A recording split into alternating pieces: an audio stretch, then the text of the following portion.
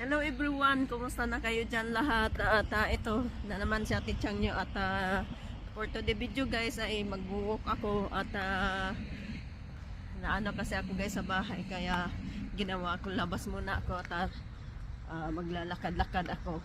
At ito nga, sobrang sama ng panahon. Kasi nga ngayon tumigon ang ulan. Kaya hindi ako nakapag-jogging kanina dahil nga sobrang pag-uulan. So ngayon minto, kaya ako ngayon lumabas at magja-jogging muna. Ang lakas ng ulan kaninang umaga hanggang ngayong mag-alas 2 dito ng hapon. Ayan, lumakas itong ng tubig dito sa sa gilid ng kalsada. Ayan guys, so yung mga baby cow at saka yung mga mother cow, pag tuwing summer kasi yan, pinalabas yan sila ng may-ari para makakain sila ng mga damo. Ayan, yung mga fresh na grass. Ayan. At nilagyan nila yan ng mga tag number sa mga nila, sa mga tinga nila, kasi pag lumalaki na yan, ibibenta na yan sila para gawing carne. Kawawa naman Ayan.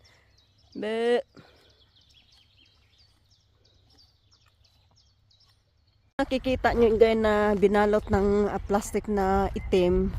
Yan po ang tuwing summer, kinakat yan ng yung mga farmers dito, yung yung damo. Tapos ilalagay dyan, yan ibabalot yan. Tapos yan po ang i-stack nila until dito winter. So yan po ang pinapakain nila sa mga alaga nilang like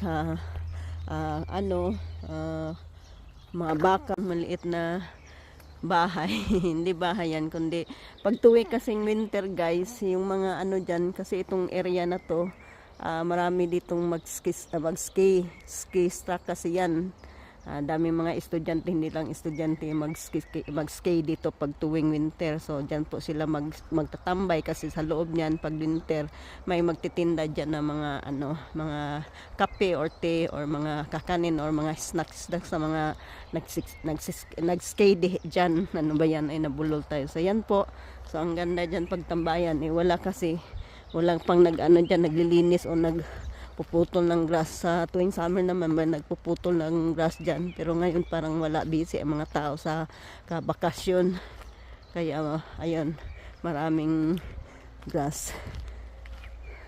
So dito naman guys, itong area na to, itong daanan to, dito po ako maglalakad-lakad. Ayan, palibot doon sa libot-libot lang ako dito sa lugar ng boyfriend ko guys, kasi dito sa area kasi marami kasi ditong pwede magandang mag-walking, magandang tanawin. Dahon na to, pag maliit pa lang to, yun kinukuha ko, nakita nyo sa video ko na kinukuha ko na siya, yung maasim na pwede ipanghalo sa sinigang, mag-i-dry bago siya gawin tea, kasi maganda daw to inumin sa mga nagmenopausal na mga kababaihan. Ito guys, itong na to, kasi hindi ko kasi alam, nakita ko lang sa isang Pilipina na vlogger dito sa Norway na pwede pala to inumin. So ito palang bulaklak na to guys, yung nakikita nyo, ito sabi ng boyfriend ko, pag dinadry to siya, tapos daw to, panghalo sa pagkain. Hindi ko lang, nalimutan ko lang anong pangalan, kasi dito kasi sa Norway marami mga wild vegetable na nakikita lang dito sa mga sa labas. Ito mga pala yan, pwede pala yan makain. Kaya hindi, tagal ko na kasi dito, kaso lang hindi ko alam ang mga pagkain, mga damo-damo dyan na makakain pala. Katulad niyan guys, yung sinabi ko sa inyo na pag hinawakan, nasusunog yung balat, kasi may kasi siya, may dagta siya na nakakasunog ng balat at para nasusunog ka. Tapos yun pala, pwede yan siyang gawin daw na sabaw, panghalo ng sabaw. Masarap daw yan, pero hindi ko pa nasubukan. Ang sarap maglakad, lalo na pag nakikita nyo ang ganyan ang nadaanan nyo sa paglalakad nyo, na napakagandang tanawin. Ayan. Super ganda talaga na ang lugar ng Norway guys. Kasi nga sabi ko sa inyo sa sa video ko doon sa YouTube na ang mga Norwegian sila guys, yung inaalagaan nila yung kalikasan. Ayan. Kaya ganyan ka linis ang kanilang kapaligiran, kumbaga. Nagtananim din dito ng mga yung damo para yan sa mga hayop or animals na pag winter, yan po iimbak nila para ipakain. So hindi lang trigo yung tinatanim, pati din dito nagtatanim yan sila ng pagkain ng baka, like grass, yan. Lahat yan, grass yan po. Tapos ayan, i-harvest din nila yan. Tapos ipinakita ko sa inyo yung ibabalot nila sa plastic. Ang laman yan isa pagkain sa loob. Minsan din dyan nangingitlog ang mga ibon. Ayan. Sobrang talaga sila sa kalikasan, guys. Pati ibon sa atin ay yung mga ibon. Tiniterador dito. Bawal yan dito, guys. Inaalagaan nila yan at hindi nila pinapatay. Alagayan nila ng mga basura. So iba yung siniseparate nila. Iba yung yung plastic, iba yung pagkain. Tingnan mo yung bahay nila, ang ganda ba, guys. Sus, ang lalaki sa atin pag may bahay na tayong ganyan. Ang yaman na natin, pero dito sa kanila normal lang yan. Kita nyo, guys, school po ng yan, elementary, grade 1 up to grade 6 or yan, grade 1 up to grade 6 ata yan. So tingnan nyo yung school nila, guys, napakaliit lang. Kasi ang populasyon nila dito sa Norway napakaliit lang, kaya maliit lang din ang school nila. Sa atin malaki yung school natin dyan. Sa Pinas dito maliit lang. Pag may dumadaan dyan talaga hihinto talaga yung sasakyan kahit malayo ka pa. Ayan. Sa atin kasi tayo ang tayo yung mag-iingat sa sasakyan, hindi yung sasakyan ang mag-iingat sa atin. Dito kasi sa bansang ito, ang sasakyan ang laging nag-iingat sa tao. Pag malayo pa nga yung bata na tatawid, hihintayin yan. Ganyan sila dito. Pasunurin. At lagi silang sumusunod sa kung anong patakaran na inaano ng gobyerno sa kanila. Kaya itong lugar na to, guys, super napaka talaga ng sistema nila. Yung walang gulo ba. Yan. Yan, guys, tingnan nyo yan. Yung iba dyan, ito damo na alam nyo, guys, nakikita ko yan kasi nagtatanong ako sa boyfriend ko kasi inaano pala nila, lagyan nila yung fertilizer yung pag ng damo, pagtatanim. Ang nilagyan nila na fertilizer is yung dumi ng baka, yan, dumi ng baboy. Yan ang ginagawa nilang fertilizer kasi hindi sila gumagamit ng chemical sa mga pagkain nila dito. Ganun sila kaingat sa mga pagkain. Kaya siguro yung mga tao dito, mga Norwegian, mataas ang mga edad kasi nga lahat ng pagkain nila super ingat sila kung anong ginagamit. Dito po ako laging nag-walking. Ayan, kasi maganda kasi dito mag-walking, guys, kasi maganda yung paligid.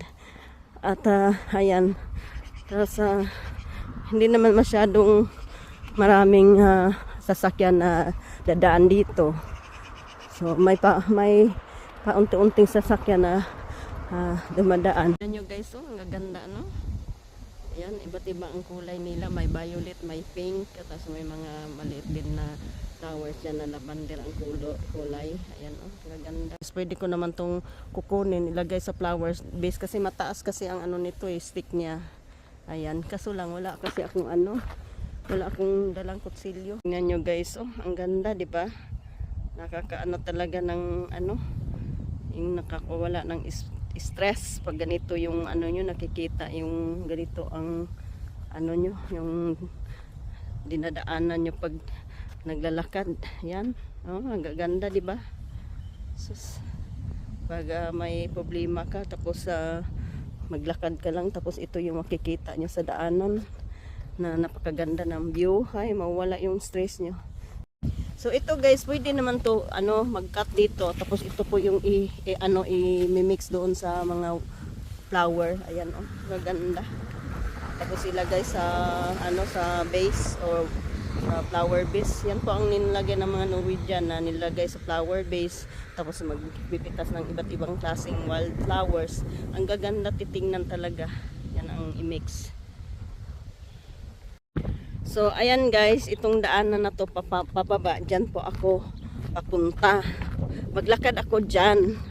Tapos ikot ako doon at doon po ang bahay ng boyfriend ko. So medyo malayo-layo rin.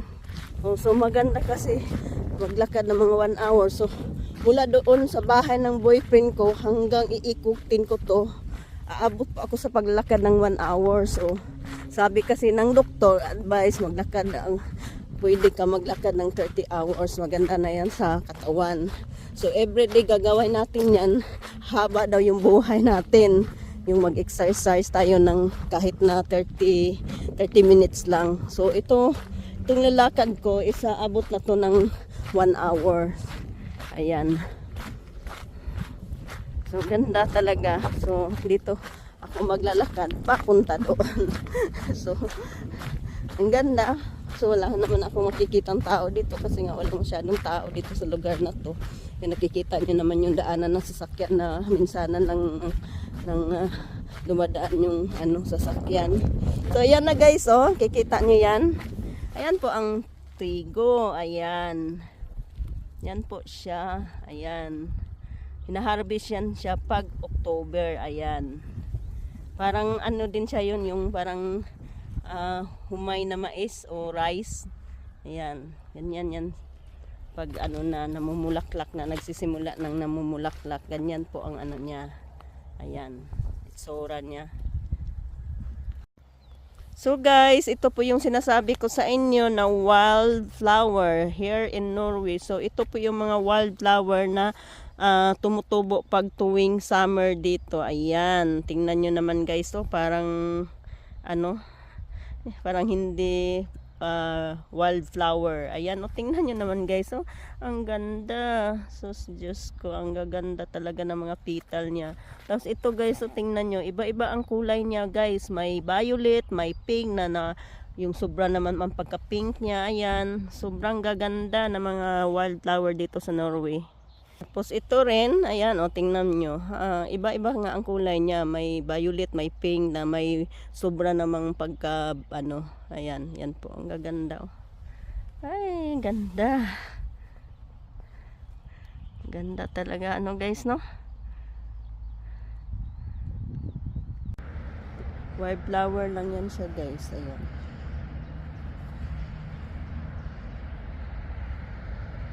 Tumutubo lang sa mga daanan.